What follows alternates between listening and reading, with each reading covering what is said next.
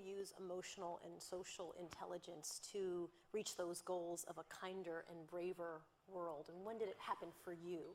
Was it a process? Was it a moment? A kinder and braver world. Well, I guess, we're still working on that, right?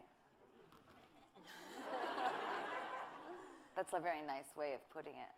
Could you ask me that question again? I guess I want to know how you use emotional and social intelligence to try to get to those goals. Okay. Why is it a key prism to look at this? Okay, so this is how I do it. I have some sort of anxiety, depression, something that's changed my whole life. I take antidepressant medication for it. I have tried to get off of it. My doctor always tells me not to, that it's not safe for me to. Whenever I've tried to, I've gotten very neurotic, manic, sick. So I have had to study all different types of ways. But I was thinking to myself, why is it that I have to dig into all these different areas to figure out how to function?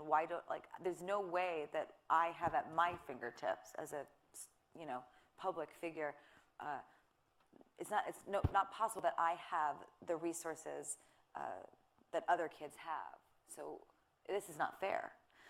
I started looking into Ayurvedic medicine.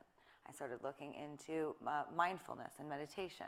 I started looking into a mantra. I do acupuncture. I do cupping. I pray sometimes. I make music. I write poetry. I'm an actress now. That's helped me a lot.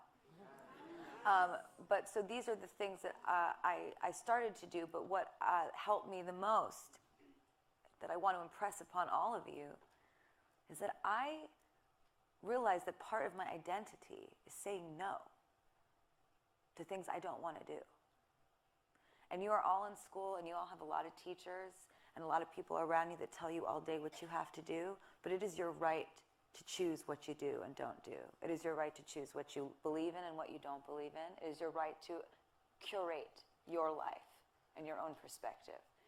You are not here to be a puppet for Yale. That's not what they want. Am I wrong? That's not what they want. What they want, I believe, is a thoroughbred kind of passion. And that comes from an extreme amount of integrity and knowing who you are. And I have had to make decisions like, why am I unhappy? Okay, Stephanie, Gaga, hybrid person, why are you unhappy? Why is it that you want to quit music a couple years ago? It's like, well, I really don't like selling these,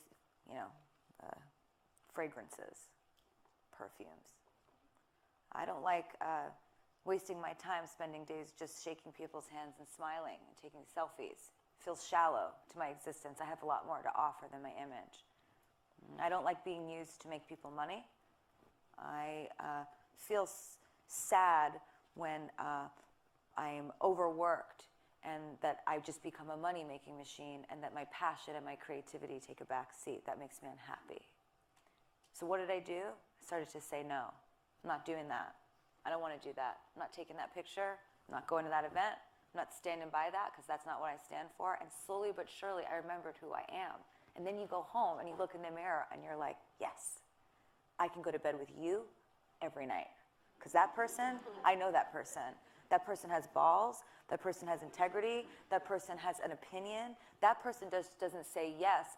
That person doesn't get a text from somebody and say, oh my God, they wrote this and they sent this emoji. Should I write this back? What do you think? Is that okay to say?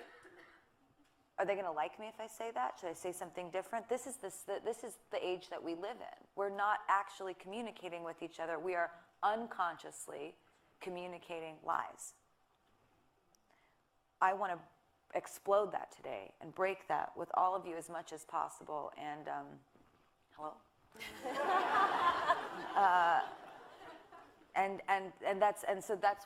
That's what I would say. So my long answer to that question is that I check in with myself throughout the day.